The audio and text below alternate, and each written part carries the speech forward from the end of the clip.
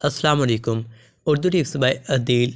दांत के दर्द का आसान घरेलू इलाज। इस वीडियो को मुकम्मल तौर पर देखिएगा, लाइक भी कर दीजिएगा।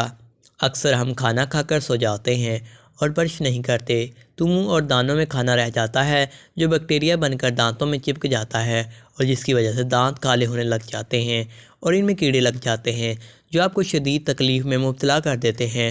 और ऐसी सूरत हाल में दांत में सुराख हो जाता है और खाना इसमें फंस जाता है जो आपकी तकलीफ़ में इजाफ़ा कर देता है। इसलिए सुबह और रात को सोने से पहले ब्रश लाजमी करें। दांत में दर्द होने की सूरत में क्या किया जाए, चलिए आपको बताते हैं।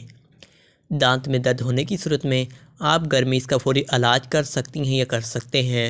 और इसके लिए लौंग के तेल को रुई के टुकड़े पर लगाकर दांत में जहां दर्द हो उस जगह में रखकर 10 से 15 मिनट के लिए छोड़ दें और इस अमल को दिन में 2 बार लाजमी करें। दांत में सुराख होने की सूरत में क्या किया जाए। इन सुराख को भरने के लिए ज़रूरी है कि ऐसी ग़िज़ाओं का इस्तेमाल करें जिसमें calcium, magnesium, fatty acid, probiotics पाई जाती हैं, क्योंकि ऐसी चीज़ें दांतों को सेहतमंद बनाने में काफ़ी मददगार साबित होती हैं। इसके लिए रोज़ाना रात को दूध का इस्तेमाल करें और दिन में कम अज़ कम 1 बार दही ज़रूर खाएं, क्योंकि इसमें कैल्शियम और मैग्नीशियम की भारी मकदार पाई जाती है।